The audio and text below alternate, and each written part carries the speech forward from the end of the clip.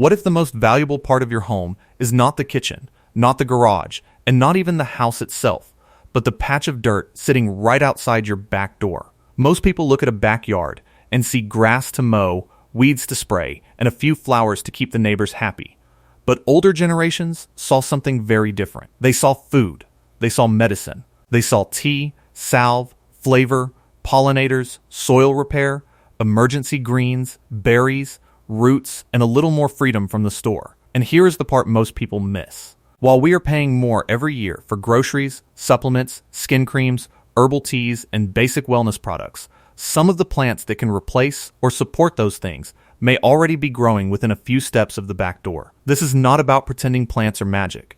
It is about remembering that the backyard was never supposed to be decoration only. It can be a living system, a place that feeds the household, supports simple home remedies, attracts pollinators, saves money, and makes you harder to shake when prices rise or shelves go empty. Today, I'm going to show you 20 backyard plants that can save you money, feed you, and help you heal naturally. Stick around, because number 7 is a common weed most people pull out or poison without realizing it is one of the most nutritious greens in the yard. And number 17 is a powerful edible plant that can keep producing food for decades with very little effort once it is established. Make sure you hit that subscribe button because we post new videos every week for people who want practical plant wisdom, real self-sufficiency, and old knowledge that still works in modern life.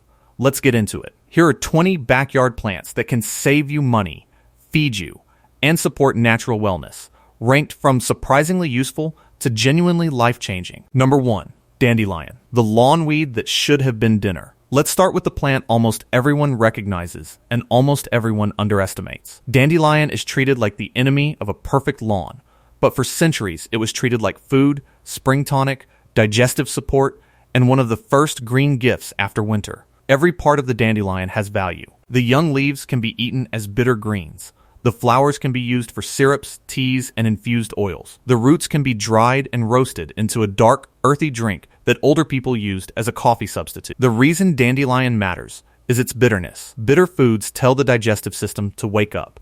They encourage saliva, stomach acid, bile flow, and the whole chain of digestion. Modern diets are overloaded with sweet and salty foods, but almost empty of bitter foods. Dandelion brings that lost signal back. Nutritionally, the leaves provide vitamin K, vitamin A, vitamin C, potassium, and minerals. The root contains inulin, a prebiotic fiber that feeds beneficial gut bacteria. That means dandelion is not just a weed. It is a digestion plant, a mineral plant, and a free salad green that shows up without being asked. The safety rule is simple.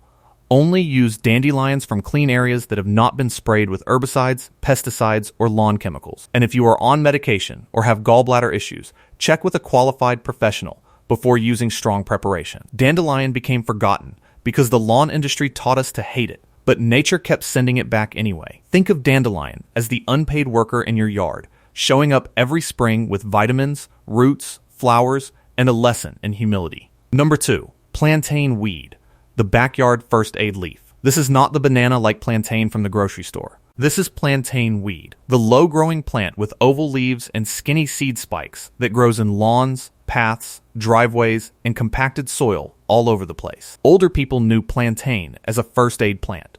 A fresh leaf could be crushed and placed on a bug bite, small scrape, or irritated patch of skin. It was the kind of knowledge a child could learn in a minute and use for a lifetime. Modern herbal knowledge still respects plantain because it contains soothing compounds, mild astringent tannins, and mucilage, a slippery plant substance that calms irritation. That is why it has been used traditionally for skin, throats, and minor digestive irritation. From a backyard value standpoint, plantain is powerful because it costs nothing, grows almost everywhere, and can be turned into simple salves, teas, and poultices. A poultice is just crushed plant material placed on the skin. It sounds old-fashioned because it is, but old-fashioned is not the same as useless. The practical use is simple. Harvest clean leaves, dry some for tea, and infuse some into oil for a basic skin salve. Do not use plants from roadsides or sprayed lawns, and do not put backyard plants on deep wounds or serious injuries that need medical care. Plantain became invisible because it lives underfoot. We stepped on it so often that we forgot to look down. It is the first aid kit your yard has been trying to hand you for years. Number 3, Calendula, the golden skin healer. Calendula looks like a cheerful garden flower, but older herbalists knew it as one of the great skin plants. Its bright orange and yellow blossoms were used in oils, salves, washes, and teas for irritated skin, rough hands, small scrapes, and dry weather damage. The money-saving value is obvious. One packet of calendula seeds can produce jars of dried flowers, and those flowers can replace a surprising number of expensive skin products. Instead of buying a fancy herbal balm, you can grow the main ingredient yourself. Calendula flowers contain flavonoids and triterpene, plant compounds studied for calming inflammation and supporting normal skin repair. In simple terms, calendula helps make the skin environment more comfortable when it is dry, rough, or irritated. Traditionally, people picked the flowers when they were fully open, dried them, then infused them in olive oil. That golden oil could be mixed with beeswax to make a salve. It could also be rubbed onto dry hands, elbows, garden scratches, or weather-worn skin. Calendula is also a pollinator plant. Bees love it. So while it gives you skin medicine, it also supports the living network that helps the rest of the garden produce food. It became underestimated because flowers are treated as decoration. Calendula is decoration, but it is also utility. It is the backyard flower that looks pretty while quietly stocking your home apothecary. Number 4. Lemon balm. The calming tea you only buy once. Lemon balm is one of those plants that makes you wonder why anyone is paying for boxed calming tea. It grows easily, smells like lemon, comes back year after year in many climates, and can provide armloads of leaves for tea, syrups, infused honey, and kitchen use. Traditionally, lemon balm was used as a gentle, calming herb. Families made tea from the leaves for nervous stomachs, tension, restlessness, and the kind of stress that settles in the body after a long day. Modern herbal research focuses on compounds in lemon balm that appear to interact with the nervous system in calming ways. It is not a knockout herb. It is more like a soft hand on the shoulder. That makes it useful for evening tea, stressful afternoons, or a simple digestive tea after meals. From a savings standpoint, lemon balm is almost ridiculous. A small plant can turn into more tea than many households can use. Dry the leaves in bundles or on a screen, store them in a jar, and you have a homegrown tea supply that costs pennies. The warning is that lemon balm spreads. Grow it where you can manage it, or keep it in a pot. Useful does not mean uncontrolled. Lemon balm became forgotten because calming became a product category. But before there were expensive relaxation blends, there was a lemon-scented plant by the door. Think of lemon balm as the backyard's deep breath, growing quietly until you remember to make tea. Number 5. Mint, the digestion plant that refuses to quit. Mint may be one of the easiest plants on this entire list, and that is both its blessing and its warning. Plant mint in the wrong place, and it may try to take over. Plant it in a pot, a contained bed, or a corner you can control, and it becomes one of the most useful backyard plants you can own. Mint has been used traditionally for digestion, fresh breath, cooling teas, sauces, and simple household remedies. Peppermint and spearmint are the most common, and both can save money almost immediately if your family buys herbal tea, flavored water, syrups, or fresh herbs. The main active compounds in mint include menthol and aromatic oils that create a cooling feeling and help relax the digestive tract. That is why peppermint tea has such a long tradition after heavy meals. In the kitchen, mint can go into teas, salads, yogurt sauces, fruit dishes, lemonade, iced tea, and herbal vinegars. You can dry it by the jar and use it all winter. You can also make a simple infused honey or vinegar that turns a basic pantry item into something special. Mint became underestimated because it is too easy. We tend to respect difficult things and ignore generous ones. Mint is the plant that says, "Give me a pot and a little water, and I will pay you back all season." Number 6.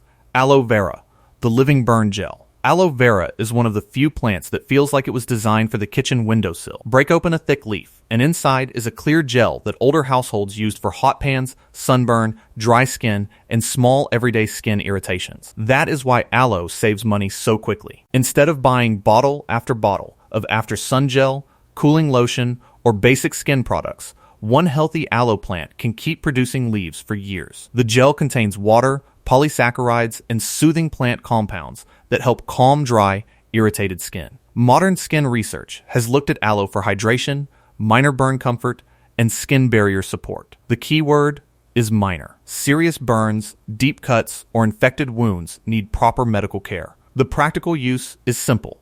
Cut a mature outer leaf, slice it open, scoop the clear gel, and apply it to clean skin. Avoid the yellow latex just under the skin of the leaf, especially for internal use. because it can be irritating and is not something to play with. Aloe became ordinary because it was too easy to keep. But easy is exactly what makes it powerful. It is the plant version of having a cooling skin remedy growing on standby. Number 7. Purslane. The omega-rich weed people rip out. This is the weed I teased earlier, and most people have pulled it from a garden bed without knowing what they were holding. Purslane grows low to the ground with juicy stems and small rounded leaves. It loves cracks, pathways, vegetable beds, and dry places where other greens give up. Older cultures ate purslane as a summer green. In Mediterranean, Middle Eastern, Mexican, and Asian cooking, it shows up in salads, soups, stews, and pickles. It was not a nuisance, it was food. Purslane is unusual because it contains more omega-3 fat than most leafy greens, especially ALA, a plant-based omega-3. It also provides magnesium, potassium, vitamin C, and antioxidant. Its slightly sour, lemony taste comes from natural acids that make it refreshing in hot weather. From a savings standpoint, purslane is free salad, free stir-fry greens, free soup thickener, free living mulch if you let some of it grow around taller plants. The safety rule is important. Only eat plants you can identify with complete confidence, and only from clean soil. Purslane can be confused by beginners with other low-growing plants, so learn it carefully before using it. Purslane became hated because it refused to act like a crop. It did not wait for permission. It is the backyard rebel that shows up uninvited and brings lunch. Number 8. Yarrow, the old soldier's herb. Yarrow is a tough, feathery-leaved plant with clusters of white, cream, pink, or yellow flowers. It grows in gardens, meadows, and dry places, and for centuries it had a strong reputation as a field first aid plant. Traditionally, yarrow was used on small cuts and scrapes because it helped dry and tighten tissue. Herbalists also used it in teas during cold seasons, especially when someone felt chilled and wanted to sweat gently. Modern herbal knowledge points to yarrow's tannins, flavonoids, and aromatic compounds. Tannins are astringent, meaning they tighten tissue. That is part of why yarrow had such a strong wound care tradition. Its flowers also attract pollinators, especially tiny beneficial insects that help control garden pests. In the backyard, yarrow saves money in 2 ways. It becomes a homegrown herb for simple salves and teas, and it supports the garden by inviting pollinators and beneficial insects. Use yarrow responsibly. Keep it for minor traditional uses. Avoid it during pregnancy, and be cautious if you have allergies to plants in the daisy family. Yarrow became forgotten because first aid moved indoors, and pollinators became an afterthought. But yarrow is still standing in the yard like an old medic, tough, useful, and ready. Number 9. Comfrey, the compost and salve factory. Comfrey is one of the most productive plants a homesteader can grow, but it needs respect. It has large, rough leaves, deep roots, and a stunning ability to produce biomass. Cut it back, and it grows again. Cut it again, and it keeps going. Gardeners value comfrey because its leaves are rich in nutrients and break down into powerful compost, mulch, or liquid plant feed. That means it can save money on fertilizer by turning sunlight into garden fertility. Traditionally, comfrey was also used externally in salves and poultices for bumps, bruises, and sore joints. It contains allantoin, a compound associated with tissue repair. That history is why people called it knit bone. But here is the important caution. Comfrey should not be taken internally, and it should not be used on deep wounds. It contains compounds that can harm the liver if misused. Keep comfrey as an external herb and a garden fertility plant. The practical backyard use is excellent. Grow it in a controlled spot, chop leaves as mulch around fruit trees, add them to compost, or dry some for external salves. Comfrey became controversial because people used it carelessly, but used wisely, it is one of the most useful plants in the entire yard. It is not a toy herb. It is a green power tool. Number 10.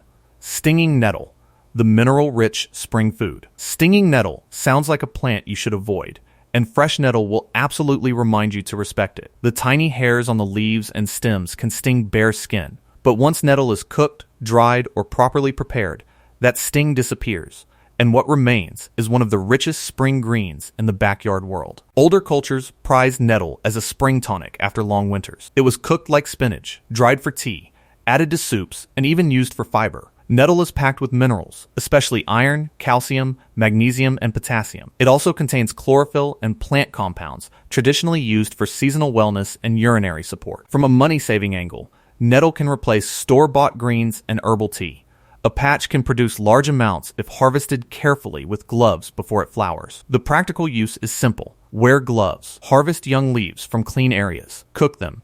Dry them for tea, or blend them into soup. Do not eat unidentified plants and avoid older nettle that has gone to seed. Nettle became feared because it stings, but sometimes the plants with the sharpest warning signs are carrying the deepest nutrition. If this list is already making you realize how much value has been hiding in plain sight, hit that like button right now. It helps this video reach people who are tired of spending more and more while useful food, tea, medicine, and garden fertility are growing right outside the door. And if you have not subscribed yet, click subscribe and join this community.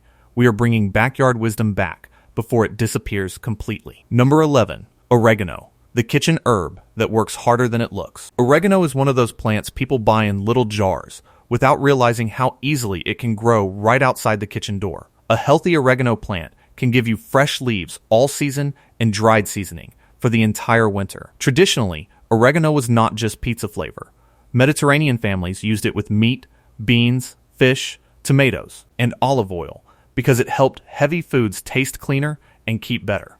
Its strong aroma comes from compounds like carvacrol and thymol, which are studied for antimicrobial and antioxidant activity. In practical terms, oregano saves money on dried herbs, improves simple food, attracts pollinators when it flowers, and can be made into teas or infused oils for traditional household use. It became underestimated because dried seasoning became cheap and anonymous, but the living plant is stronger, fresher, and more generous. Oregano is the backyard herb that turns poor food into good food and ordinary meals into something protective. Number 12, thyme, the tiny leaf with big winter value. Thyme looks delicate, but it is one of the toughest useful herbs you can grow. It handles dry soil, returns year after year in many climates, and gives you a steady supply of leaves for cooking, teas, broths, and garden edges. Older households use thyme heavily during cold seasons. It went into soups, roasted vegetables, meat dishes, and hot teas because its aromatic oils helped open the breath and warm the body. Thyme contains thymol,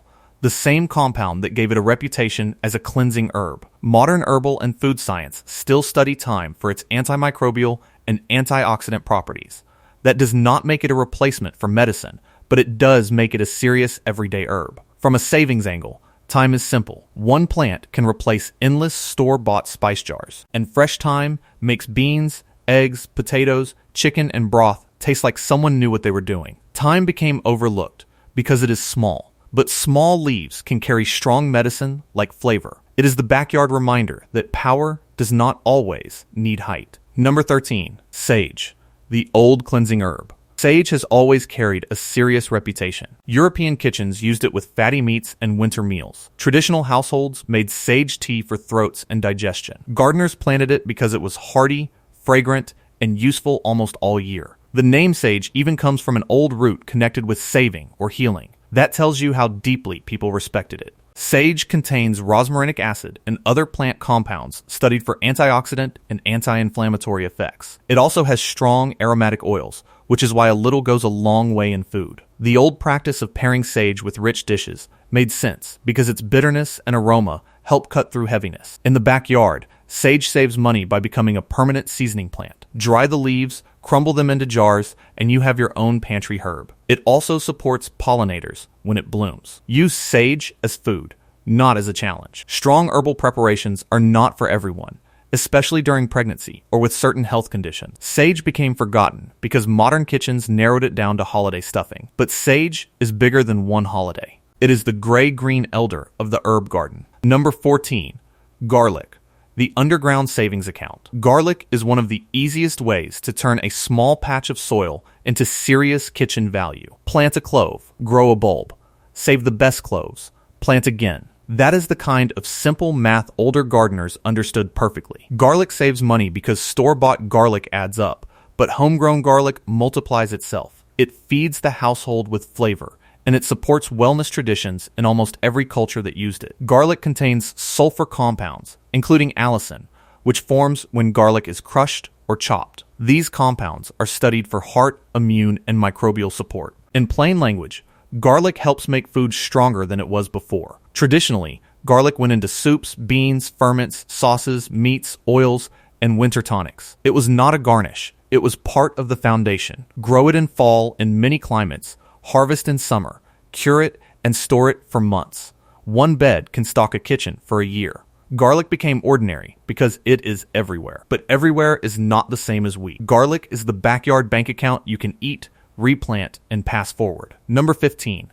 Blackberry, the fence-line fruit and leaf tea. Blackberry is a plant many people meet at the edge of the yard, the ditch, or the fence line. It can be thorny, aggressive, and hard to control, but managed wisely. It becomes one of the most valuable food plants on a property. The berries are obvious. They are sweet, dark, rich in fiber, vitamin C, and anthocyanins, the pigments that give them their deep color and act as antioxidants in the body. A few good blackberry canes can save serious money because berries are expensive in stores. But older households also valued the leaves. Dried blackberry leaf was used as a simple tea, especially for the mouth, throat, and digestion, because it contains astringent tannins, compounds that tighten and tone tissue. Traditionally, blackberries became jam, syrup, vinegar, wine, pies, dried fruit, and medicine cabinet tea. Nothing was wasted. The caution is control. Choose thornless or tame varieties if needed, and keep wild canes from taking over. Blackberry became underestimated because people saw the thorns before they saw the harvest. It is the fence line plant that says value sometimes comes with scratches. Number 16.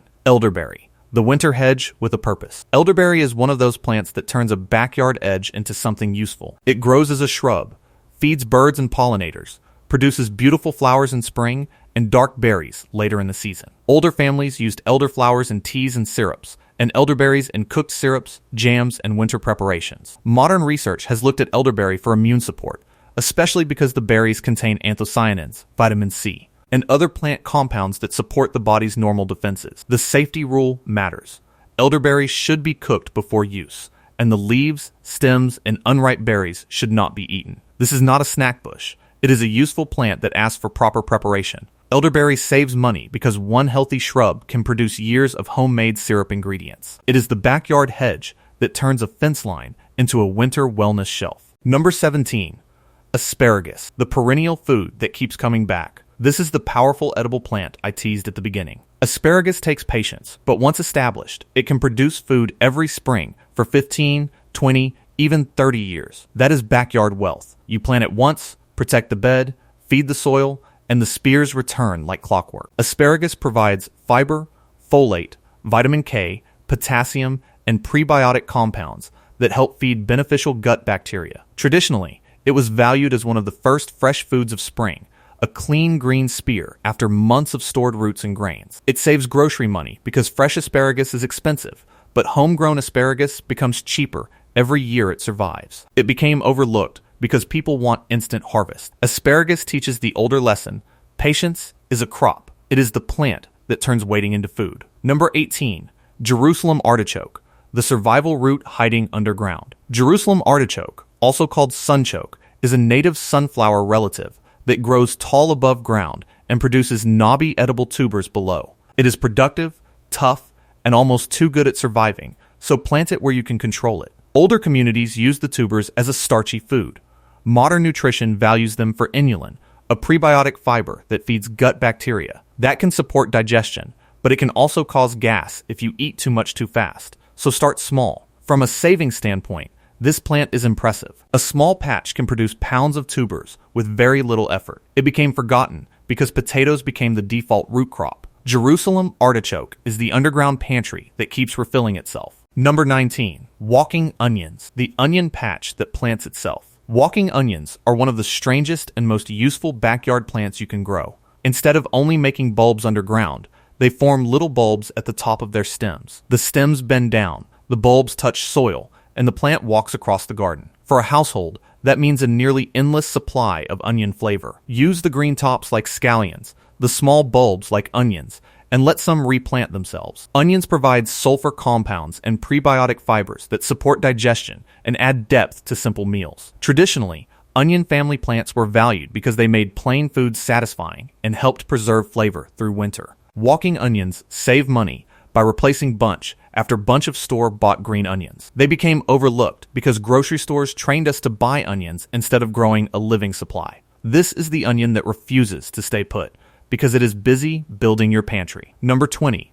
Mulberry, the backyard tree that feeds everybody. And here we are at number 20. Mulberry is one of the most generous food trees you can plant if your climate supports it. It produces sweet berries, feeds birds, shades the yard, and can create buckets of fruit with very little care. Older families ate mulberries fresh, dried them like raisins, cooked them into syrups and jams, and used them in pies. The berries contain fiber, vitamin C, iron, and dark pigments with antioxidant activity. Mulberry saves money because store-bought berries are expensive and fragile. A mature tree can feed children, adults, chickens, wildlife, and still have fruit left over. It became forgotten because mulberries stain sidewalks and do not ship well. But a fruit that does not ship well is exactly the kind of fruit a backyard should grow. Mulberry is the tree that reminds you abundance does not always come in a plastic clamshell. So what do all 20 plants have in common? They turn a yard from decoration into a living system. Greens for the table, herbs for tea, flowers for salves, roots for food, berries for storage, leaves for compost, blossoms for pollinators, aromatic plants for flavor and simple wellness. A useful backyard can feed the household, support digestion, skin, immunity, and minor home care, reduce grocery and pharmacy spending, and make you less dependent on fragile supply chains. You do not need acres to begin. You need one pot, one bed, one corner, one plant you learn well and use wisely. Drop a comment and tell me which backyard plant surprised you most. Are you team dandelion, team purslane, team asparagus, or team mulberry? And if you have not subscribed yet, hit subscribe and ring the bell. We post every week for people ready to turn ordinary yards into food, medicine, savings, and real independence.